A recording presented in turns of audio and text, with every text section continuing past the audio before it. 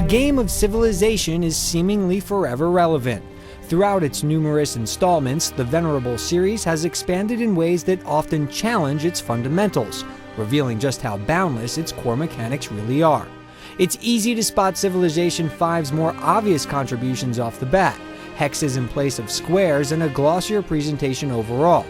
Are there any truly profound changes in this installment, or is Civ 5 a mere cosmetic makeover? Welcome back, my son. I've missed you.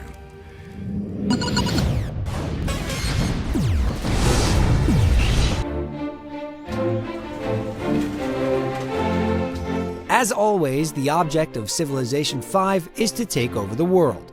You can do this by force, via diplomacy, by asserting your cultural supremacy and realizing a utopia, or by building a starship and blasting off to the stars.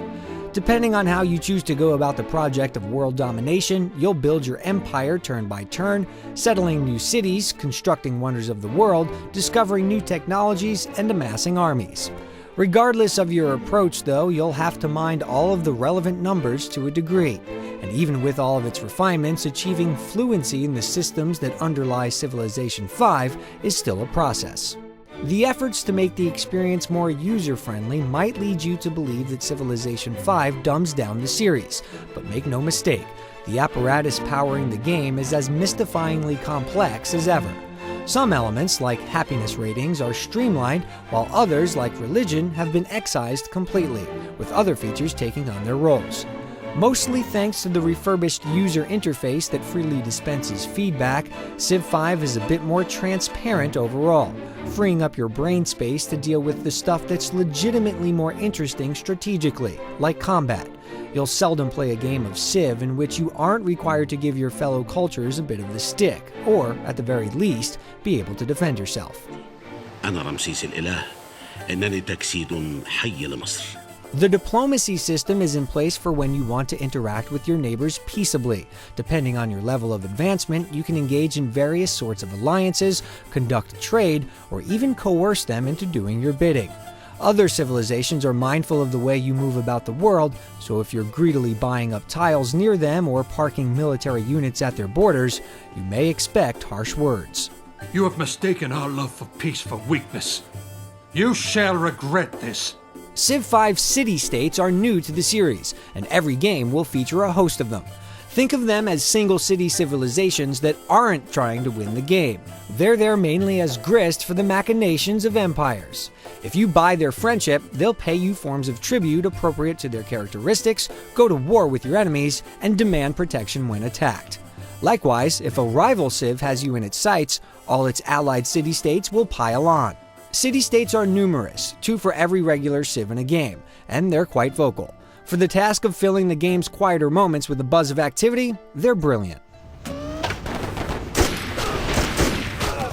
The new social policy system provides a form of linear advancement that every civilization will benefit from, though those that pursue cultural victories will feel their effects most profoundly. They essentially work like RPG-style talent trees. As you accumulate culture, you unlock individual points on their branches, which grant various bonuses.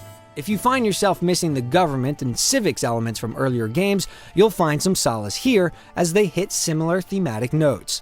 Once you fully unlock 5 branches, you can go off and start the Utopia project to earn a cultural victory.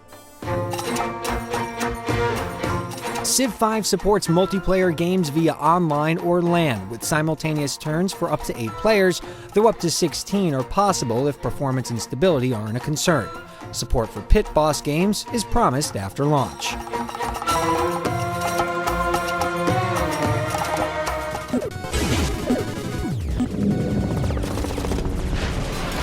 There was suffering as well. Great and terrible.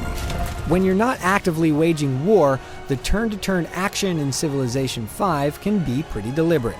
It's all about planning, usually far in advance, what your empire needs to achieve the sort of victory that you're going for. But even if you're aiming for the high road, you'll invariably hit some situations where the best message is one delivered at the edge of a sword. This is especially true on higher difficulty settings, or if you've had the misfortune of starting the game near an especially aggressive leader.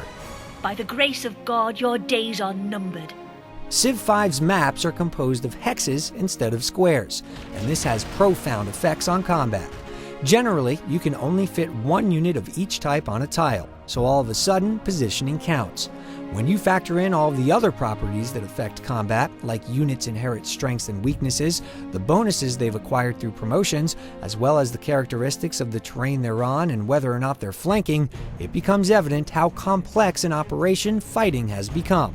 Ultimately, though, it's far and away more gratifying than what you're used to in Civ, namely amassing as large a force as possible, stacking it on a single tile, and letting loose.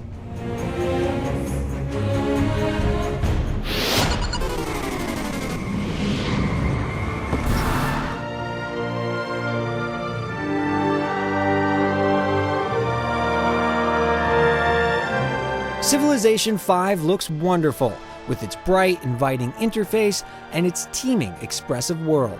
The switch to hex tiles has given the geography a finer, more naturalistic look, and the fully animated diplomacy sequences lend a level of character to the wheeling and dealing of empires that really sell you on the player's intentions.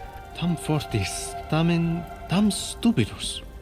There's also a highly informative strategic view that dispenses with the bells and whistles and renders the game as a flat 2D board, clearly illustrating what resources and improvements live on each tile. It looks really cool while also being incredibly useful.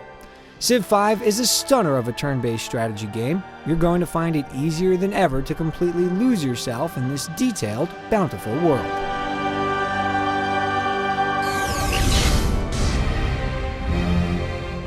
As we've recently been reminded of, there's no such thing as moderation when it comes to Civ.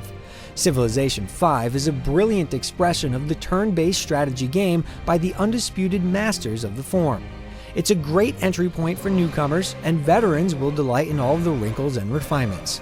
The exchange rate between real-life hours and in-game turns is not in your favor, but be prepared to surrender regardless.